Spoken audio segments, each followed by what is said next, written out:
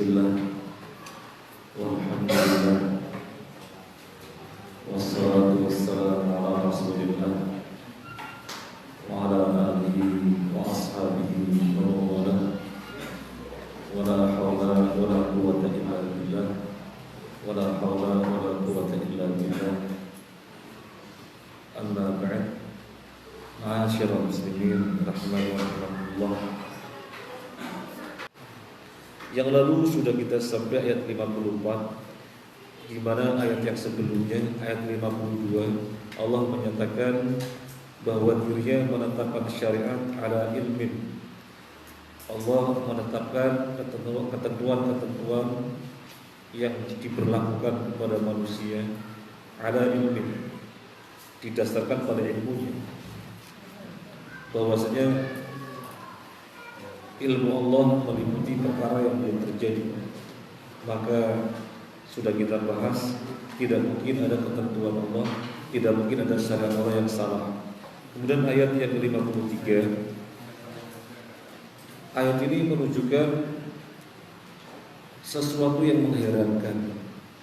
Ada apa mereka tidak tunduk patuh apa adanya dengan syariat Allah, padahal tidak ada yang mereka tunggu, padahal tidak ada yang mereka tunggu kecuali suatu kepastian yang telah diberitakan oleh Rasul.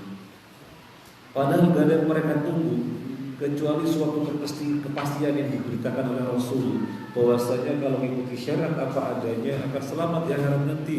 Tapi kalau menentang maka urusannya berat, sehingga nanti di akhirat mereka kemudian baru menyesal dan ingin dikembalikan ke dunia, dan sebelumnya memohon kiranya ada syafaat mediator yang bisa membawa dirinya mendapatkan kemanfaatan.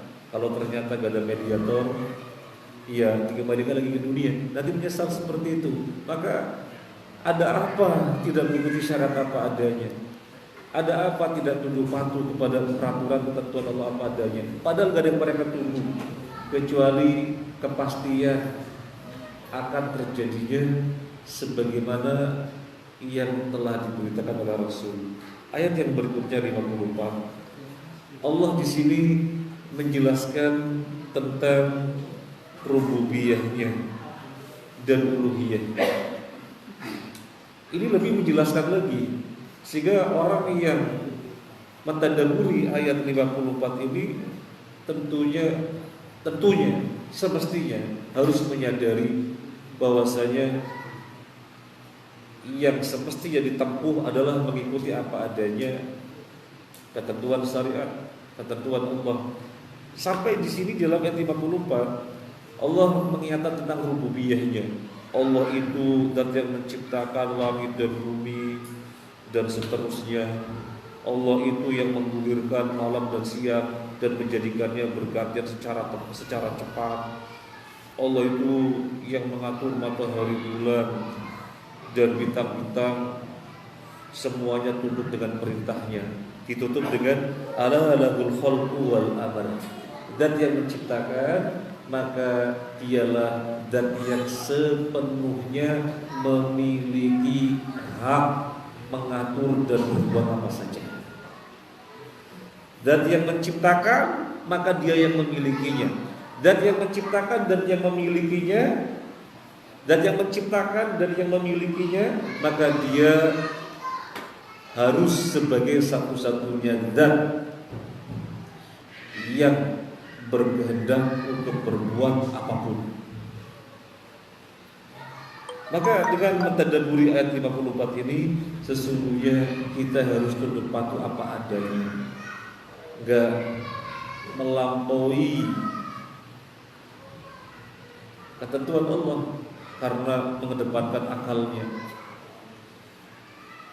enggak memilah-milih ketentuan Allah karena mengikuti hawanya. Tidak. Ala lahul khalqu wal amr. Ketahuilah, dialah zat yang menciptakan, maka dialah yang memerintahkan. Jadi di sini mengingatkan rububiyah dan uluhiyah, bahwasanya zat yang menciptakan dan yang menciptakan, maka dia yang memiliki, maka dia yang berkehendak sekehendaknya sendiri dan yang berbuat sekehendaknya sendiri. Ala lahul khalqu wal amr. Maka manusia sesungguhnya tinggal tunduk patuh saja. Tabarakallahu rabbul alamin, ditutup dengan maha tinggi Allah Tuhan semesta alam. Sehingga kita diajak untuk menyadari ini alam semesta Tuhannya siapa sih? Alam semesta ini Tuhannya siapa? Tuhannya Allah kok. Memang kita Tuhan? Bukan. Ya sudah, tunduk patuh apa adanya. Bisa saja kita tidak pernah merasa sebagai Tuhan, tapi di dalam sepak terjangnya memutuskan keputusan-keputusan, menentukan kebijakan-kebijakan dengan hasil yang merupakan tandingan bagi hukum Allah. Maka secara tidak langsung kita menandingi Tuhan, menandingi Allah. Ini perkara berat. Ini perkara berat. Oleh karena itu ayat 53-54 adalah tadabbur bagi kita untuk memahami 52, bahwasanya kita perlu tunduk patuh apa adanya yang Allah tentukan di dalam kitabnya itu fassalnahu ala ilmin. Allah rinci di atas ilmunya. Gak mungkin ada yang salah sehingga mendatangkan kemudorotan. Gak mungkin ada yang keliru sehingga tidak mendatangkan kemanfaatan, tidak mungkin. Sekarang kita lanjutkan ayat 55. A'udzu billahi minasyaitonir rajim. Ud'u rabbakum tadarruan wa khufyah innahu la yuhibbul mu'tadin. Berdoalah kepada Tuhanmu dengan rendah hati dan suara yang lembut. Sungguh Dia tidak menyukai orang-orang yang melampaui batas. Ad-du'a'u yadkhulu fihi du'a'ul mas'alati wa du'a'ul ibadati. Fa'amara bidu'a'ihi tadarru'an ay ilhahan fil mas'alah wa da'uban fil ibadah wa khufiyah ay la jahran wa alaniyah yukhafu minha ar-riya bal khafiyah wa ikhlasu lillahi ta'ala. Allah berfirman, ud'u rabbakum, serulah Tuhanmu. Ud'u diterjemahkan seru, serulah Tuhanmu. Kita memahami dengan pemahaman kosakata yang semestinya. Ud'u itu apa sih? Ud'u itu da'a yad'u du'aan fahuwa da'in wa dzaka mad'uun ud'u. Jadi ud'u adalah fi'il amr dari da'a yad'u, berdoa. Berdoa. Di dalam ayat ini yang dimaksud berdoa, ud'u serulah, yang dimaksud berdoalah. Berdoalah kepada Tuhanmu. Yang dimaksud berdoa di sini meliputi dua macam doa. Ayat ini menjelaskan doa yang dimaksud adalah dua macam doa. Yang pertama doa masalah, yang kedua doa ibadah. Doa masalah itu apa? Doa masalah adalah ketika kita menyeru, ya Allah, kita meminta perkara-perkara apapun. Ya Allah, urzuqna rizqan halalan thayyiban wasi'an mubarakan. Itu namanya kita memohon. Makanya doa masalah. Kemudian Allahumma la sahla illa ma ja'altahu sahla, memohon agar perkaranya dimudahkan, namanya doa masalah. Memohon agar diberi kekuatan sehingga istiqomah di dalam ketaatan-ketaatan, tidak futur, tidak letih, tidak bosan di dalam menjalankan ketaatan. Ya Hayyu Ya Qayyum bi rahmatika nastaghitsu aslih lana sya'nana kullah wa la takilna ila anfusina tarfata ain. Ini namanya doa masalah. Karena kita meminta masalah artinya meminta. Yang kedua doa ibadah. Ud'u rabbakum. Berdoalah kepada Tuhanmu, artinya beribadahlah kepada Tuhanmu. Jadi kita sholat, kita puasa, kita baca Quran, kita haji, kita umroh, kita infak, kita zakat, kita silaturahim, semuanya adalah doa. Semuanya adalah doa, yaitu doa ibadah. Gimana memahaminya? Kok orang baca Quran, kok orang sholat, kok orang haji, orang zakat, orang i'tikaf, orang umroh, orang zikir, kok doa? Karena perkara-perkara yang merupakan ibadah ini tidaklah kita melakukan kecuali pasti kita menyeru di dalamnya ya Allah. Salat pasti kita menyeru Allah. Puasa pasti kita melarikan kepada Allah. Baca Quran pasti kita melarikan untuk Allah. Silaturahim kita pun dengan kesadaran penuh karena ini Allah perintahkan. Jadi yang dimaksud di dalam ayat ini, ud'u rabbakum, berdoalah kepada Tuhanmu, adalah doa masalah dan doa ibadah.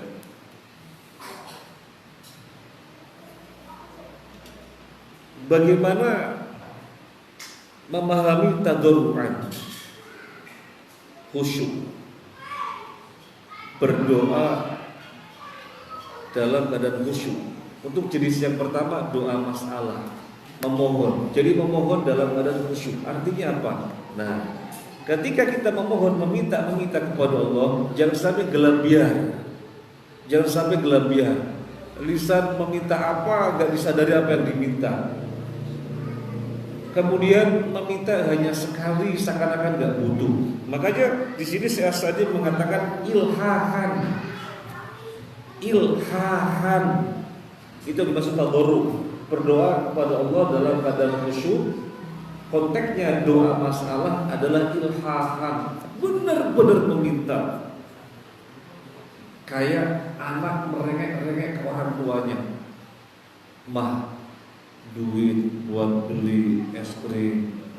Alah, nanti sakit, mah, kan jarang, nanti batuk. Wah, itu namanya ilhahan. Jadi merengek-rengek, menunjukkan benar-benar butuh. Ini yang dimaksud dengan tadarruk. Kemudian kalau yang dimaksud doanya doa ibadah, salat, puasa, baca Quran dan yang lainnya, tadarruk maksudnya apa? Tadarruk maksudnya benar-benar seseorang ketika melakukannya merasa dirinya ini sedang bermunajat kepada Allah, merasa betul dirinya ini ada di hadapan Allah. Silaturahim dari Surabaya, silaturahim ke rumah ayah, ibu, paman, bibi luar kota, kita sadar betul bahwasanya ini dalam rangka meraih keridhaan Allah, bukan karena siapa-siapa. Ini namanya tadarruk dalam kaitannya doa ibadah. Kalau tadarruk dalam kaitannya doa masalah adalah ilhahan. Jadi kita benar-benar menunjukkan kita butuh kepada Allah. Makanya Nabi mengajari doa itu sampai berapa kali? 3 kali. Kebiasaan Nabi ketika memohon itu sampai 3 kali. Berdasarkan hadis Nabi yang menunjukkan beliau kalau memohon itu diulangi sampai 3 kali. Maka ini dijadikan dalil oleh Syekh Utsaimin ketika mendapatkan pertanyaan bagaimana cara sholat istikharah. Syekh Utsaimin menjawab, lakukan sekali, kalau sudah ada jawaban, ya itulah jawabannya. Kalau belum ada jawaban, lakukan yang kedua kalinya. Kalau sudah ada jawaban, itulah jawabannya. Kalau belum ada tanda-tanda yang merupakan jawaban, belum ada jawaban atau belum tanda-tanda yang merupakan jawaban, lakukan yang ketiga kalinya. Kalau ada jawaban, kalau ada tanda-tanda, maka itu. Kalau nggak ada, ya sudah. Karena Nabi kalau berdoa itu diulang 3 kali, maka sholat istikharah juga 3 kali. Terus gimana setelah 3 kali misalnya belum ada jawaban dan belum tanda-tanda? Istikharah kepada ulama, istikharah kepada orang yang ahli, maksudnya minta pertimbangan kepada yang ahli. Saya ada urusan, saya harus memilih A apa B.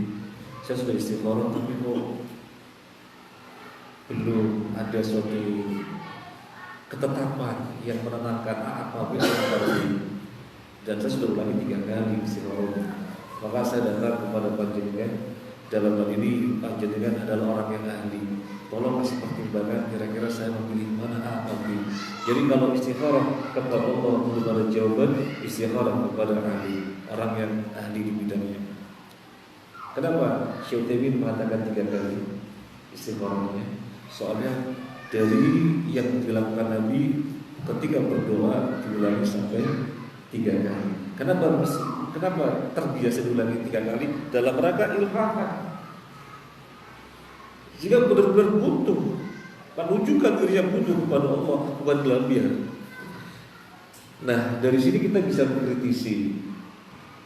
Dari sini kita bisa mengkritisi orang berdoa kemudian dikomandoi, yang mengomandoi baca apa, imamnya, makmumnya cuma amin, amin. Apalagi mereka yang kemudian mengucapkan aminnya begini, amin, amin, amin, ya amin, amin. Apa? Mana ilhahannya? Mana ilhahannya? Seandainya tidak seperti tadi, jadi imam baca apa amin, imam baca apa amin, imam baca apa amin. Pertanyaannya, ngerti nggak yang dimintakan oleh imam? Nggak ngerti. Mana ilhahannya? Mana ilhahannya? Sementara ayatnya menunjukkan ud'u rabbakum tadarruan. Terkait dengan doa masalah adalah ilhahan, benar-benar menunjukkan butuh merengek-rengek terhadap apa yang diminta. Terkait dengan doa ibadah, benar-benar dirinya hadir di hadapan Allah, khusyuk. Kemudian yang dimaksud dengan khufiyah,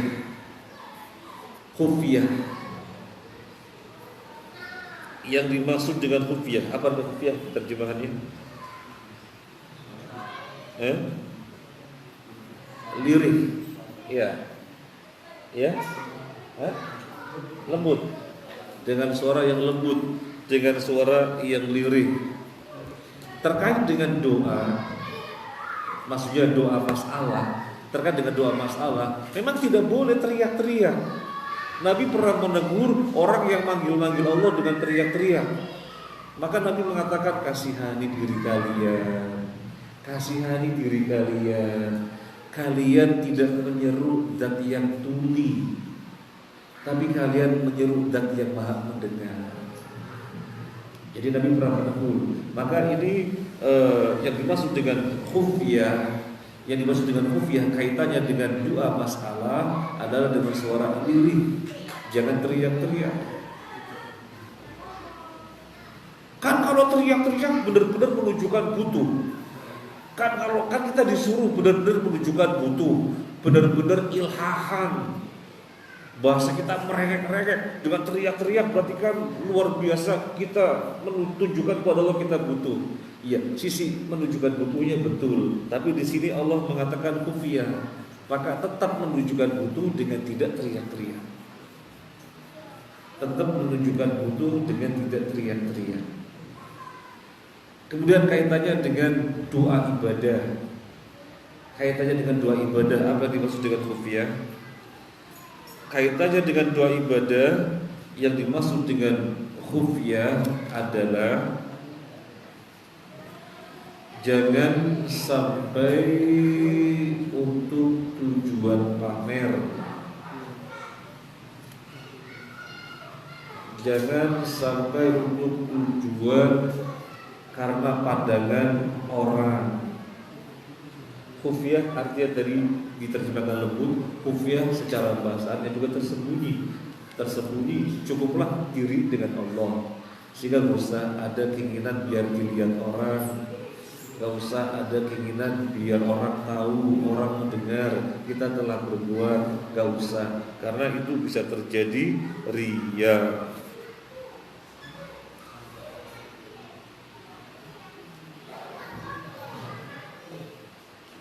Innahu la yuhibbul mu'tadin. Ayat ini ditutup dengan innahu la yuhibbul mu'tadin. Sesungguhnya Allah tidak mencintai orang yang melampaui batas. Al-mu'tadin artinya al-mutajawizina lil had. Allah tidak suka orang yang melampaui batas. Melampaui batas di dalam perkara apa? Fi kullil umur. Tidak suka melampaui batas di dalam segala urusan apapun. Kaitannya dengan yang kita bahas, sebenarnya kan tidak boleh melampaui batas dalam urusan apapun. Yang lalu sudah kita bahas. Kaitannya dengan diri kita, kita tidak boleh melampaui batas. Beribadah misalnya sampai kemudian tidak memberikan hak mata. Beribadah misalnya sampai tidak memberikan hak tubuh. Beribadah misalnya sampai tidak ngurus istri, sampai tidak ngurus anak-anak. Nah, itu namanya melampaui batas. Makan karena memang suka, kemudian terus makan, padahal perutnya sudah gak muat, terus aja sampai terasa sakit, gak bisa berdiri. Itu melampaui batas. Jadi dalam hal apapun yang namanya mu'tadin, melampaui batas, Allah tidak suka. Nah, wa minal i'tida,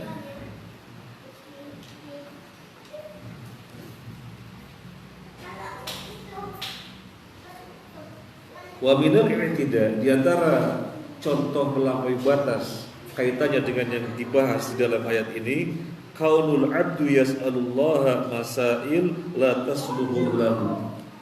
Seorang hamba memohon kepada Allah perkara-perkara yang tidak layak untuk dirinya. Seorang hamba meminta kepada Allah perkara-perkara yang tidak cocok untuk dirinya, tidak sesuai untuk dirinya. Ini namanya melampaui batas. Ini namanya melampaui batas. Ya Allah, jadikan saya punya sayap bisa terbang. Ini melampaui batas. Kalau ditanya, loh kok kamu begitu? Kan Allah kalau mengingat kun fayakun, sesuatu yang mustahil bagi Allah gak ada yang mustahil. Gak boleh mengatakan begitu. Allah menciptakan manusia dengan kodrat dan bisa terbang. Maka jangan berdoa yang sifatnya mu'tadin, melampaui batas. Ya Allah, berilah saya taring yang kuat kayak Dracula, biar kalau makan daging mentah pun bisa. Yang melampaui batas, karena sesuatu yang tidak cocok untuk dirinya. Yang seperti itu harimau, macan. Nah, ini contoh melampaui batas. Au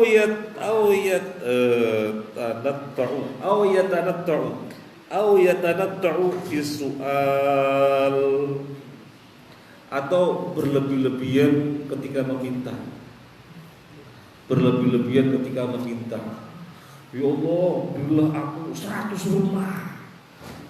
Iya, dengan kekuatannya, kemampuannya, cari rumah satu aja gak mampu-mampu, sehingga jadi kontrak-kontrak terus. Kok ya Allah berilah aku 100 rumah. Ini kan berlebih-lebihan. Kemudian dia mau alasan, kan sesuatu yang mustahil bagi Allah mungkin. Iya betul, tapi semacam itu kamu melampaui batas. Sekarang real saja. Kamu sekarang kan kontrak-panting untuk memiliki satu rumah, kok minta 100? Kan sesuatu yang tanatuk namanya. Tanatuk itu berbuat yang tidak wajar. melakukan sesuatu yang tidak wajar. Au yubali fi rafi sautihi bidu'a, atau teriak-teriak ketika berdoa. Yang tadi kita sebut itu namanya bentuk melampaui batas. Dan itu dicontohkan di kaset-kaset minta-minta syafaat kepada Nabi, teriak-teriak dan syafaat. Dan kasetnya terkenal sekali. Ya Rasulullah, isfa'lana, saud punya suaranya, isfa'lana, teriak-teriak. Yang pertama teriak-teriaknya nggak benar, yang kedua minta syafaat kepada Nabi di saat kiamat belum terjadi, nggak benar. Jadi 2 kali nggak benar. Nabi itu baru bisa memberi syafaat ketika hari kiamat, dan itu pun setelah Allah izinkan. Ya sekarang nggak bisa minta kepada Nabi syafaat, nggak bisa. Tapi memohon kepada Allah agar nanti mendapatkan syafaat Nabi itu betul. Tetapi yang didengarkan di dalam kaset itu teriak-teriak, ya Rasulullah, isfa'lana, dan seterusnya, itu ngajari nggak benar. Dan anak-anak pada hafal lagi. Soalnya kan melalui kaset yang orang itu nyaman untuk menyimaknya, akhirnya menghafalnya kan begitu. Nggak benar. Itu namanya mu'tadi, melampaui batas.